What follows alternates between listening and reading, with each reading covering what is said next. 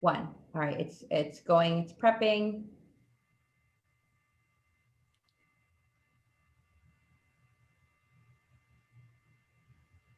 You're good. Okay. Well, good afternoon and happy Red for Ed Wednesday, everyone. We are so excited at AEA to be able to be joined today with Representative Epstein and Representative Pawlik, just for a real quick afternoon tea chat about what's happening down at the legislature to keep us all updated and get some questions that we've been getting over the last few days and quite frankly, a few weeks about what's happening down at the legislature. It seems like the legislature might be suffering from, the end of school syndrome that a lot of us face, which is you don't know what you're going. Sometimes you have vacation. Sometimes you're going on a field trip. Sometimes you have a test. And then it's the last few days, and all of us educators know those are kind of the toughest days in school. But we're so excited, and I want to just real quick introduce Representative Epstein from LD 18. She's the ranking member on House Ways and Means Committee. And if you hear anyone down on the floor or in the media speaking and pushing back about these tax cuts, you will hear her voice. This is something that she is well versed on and has been asked to lead and is doing an amazing job. And then, of course, Representative Jennifer Pawlik, who is one of our own AEA member and educator, and we're so proud to keep electing her to that seat because she is doing us so proud, not only educators across the state, but I know her community is really proud of the work that she's invested in lifting up the needs of the East Valley. So we're just going to ask them a couple questions, and if you're on Facebook, you can go ahead and put something else in. Hopefully we'll get to them. But first, I kind of wanted Representative Epstein to describe what happened on Monday and maybe what is playing out right now and what you think might be happening the rest of this week. Great. Thanks, Marisol. So glad to be here today with AEA and all of our favorite teachers and education advocates, people who want great schools. So on Monday, they put up one of the worst budgets I've ever seen in my life, the revenue portion of it. And it included the flat tax, which was 2.5% for everybody. But as I explained on the floor, normally when that hypothetical situation arises, it's fair only if there's no other carve-outs or loopholes or special things for this group or that group. Well, we still are riddled with like Swiss cheese with loopholes and carve-outs and everything else. Plus, this idea of a flat tax is only flat for the income tax. All of your other tax, property tax, sales tax, and so on, is very much not flat. But they put that budget up. They asked the House of Representatives to vote on it, and it failed. So it failed because people recognize it is no way to invest in Arizona. It is not putting the people of Arizona first. And then you got through those votes, it failed. Then you were supposed to leave and potentially come back tomorrow morning with hopes that there would be discussions and bipartisan discussions. And has any of that really happened? Not that I'm aware of. I haven't been invited into any conversations.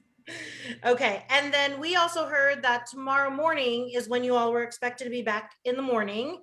Is there any discussion going to happen on the budget tomorrow on the floor? Do we know yet? I haven't seen an agenda yet. Okay. Isn't that great? As a planner, I know I plan everything. So it's kind of like, okay.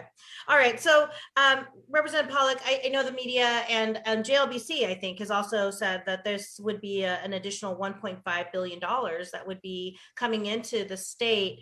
But there hasn't really been a discussion on the opportunities that would exist for our communities to use that money. What kind of things do you think we could be investing in as even just in our world, in our education world? What are some of the priorities for the caucus and even for you? Well, consider that long time ago, my daughters have already graduated from college, but the year that they started kindergarten, we had full day kindergarten that was paid for by the state. So that is certainly something. Right now, the districts that offer full day kindergarten find a way to pay for it, usually through overrides. We always have the issue of teacher pay because even though we've had the governor's 20 by 20 plan, we're still at the bottom of the country when it comes to teacher pay. So that's another big area. And I think probably one of the areas that really is shocking because we're doing our students wrong is the fact that we have not updated our special education funding for about 40 years. And we certainly could put more money into special education funding so that we really are providing the students with the supports they need to be successful. Yeah, I mean, these are issues that on the ground in the classroom, you feel immediately every day, right? You know that funding that could go to fund a full day kindergarten is now being pasted in and taken from other buckets, A. And then B, I know for me, for my special education students, they don't have the ability to have the full IEP even fulfilled. And sometimes IEPs are created with just because we only have this, which is not fair for those children. Or their families who are, supporting the entire system. So all of these are really important. Of course, educator pay is always going to be on ours. It's embarrassing that we are at the bottom of the barrel. I know that when I went to school here in Kyrene in LD 18, and when I was a child, that we were ranked in the 30s and in the 20s at some point in the 80s. So I had a quality education, amazing educators, and just these beautiful schools. So these are things that are attainable and are opportunities that we could be throwing away. Could you talk to us a little bit about Representative Epstein, how that flat tax proposal that is still being pushed, despite it being struck down on Monday, how that would impact education funding in our state? Badly, very, very badly. It is harmful and dangerous, and all the words that mean rotten is how it would impact education. So there's a few things that could play out. The first thing that we have to understand is that it is an enormous cut to the revenue that we'd have. And that cut comes with a cut to our cities as well. And because years ago in the 70s, the voters of Arizona said, let's make a deal. We won't have an income tax in cities. And everybody loves that because the state is going to collect income tax and share it with the cities. And cities use that for their basic amenities, trash, water, roads, police, and fire. Very important, crucial things for cities. And if we cut the overall funding from the income tax, we cut the cities. And that's what we must not allow to happen in addition to anything else. But if they say they want to hold harmless the cities, two things. Number one, clearly this plan harms cities if they want to hold them harmless. And secondly, none of the proposals to hold harmless actually would allow for the fact that cities grow. They're not allowing for that growth. They don't have a plan beyond just a couple of years. And then finally, whatever they do to sort of hold harmless the cities is going to be a double wallop whammy against education, because they'll dig into the general fund to find the money for cities. Just like the plan already with that 4.5% cap digs into the general fund in order to give more money to the millionaires on this income tax plan. So that digging into the general fund, every time they do that, there's less money per student available for education. And this plan is both cutting out and reducing the amount of income tax that we get, and then digging into that general fund to try to move it around, hand some to some billionaires, and then try to make the cities halfway less harmed. It's a mess. We should instead invest in people, put people first, invest in education, and pay our teachers better, and invest in our school buildings. We did a Democratic budget that had two things terrific. We fully funded our building renewal plan by the formula, and we said $7,000 raised to every educator. And it can be done with this. If we wanted to invest in education, we really could. And there was no tax increase, and we had a $400 million balance at the end of the budget. So Arizona has the capacity to invest in education.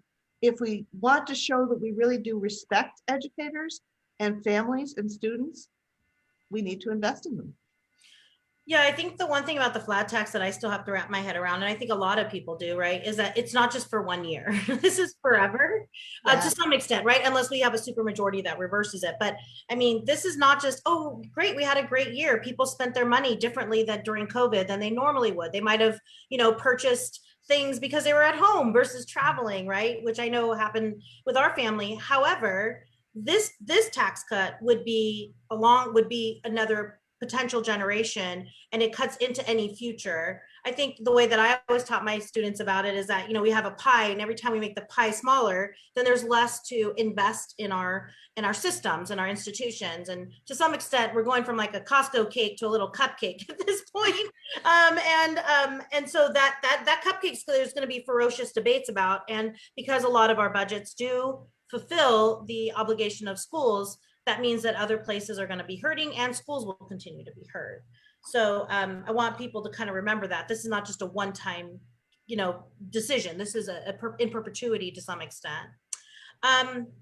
Jennifer, one of the things that we've seen over the last few years, and I know you saw this a couple budgets ago as well, is there has been this new need to put policy into budgets, which to me seems very scary, especially 2 years ago when there was a kind of quote unquote red for ed slap on the hand piece, but this year even more so. And we're seeing it happen across the country, in which we want to the government dictate how we teach in our schools. And for me, as a social studies teacher, middle school teacher, this is concerning. And I think for every teacher, especially language arts teachers, science teachers, having the state tell us how to teach is a bit alarming.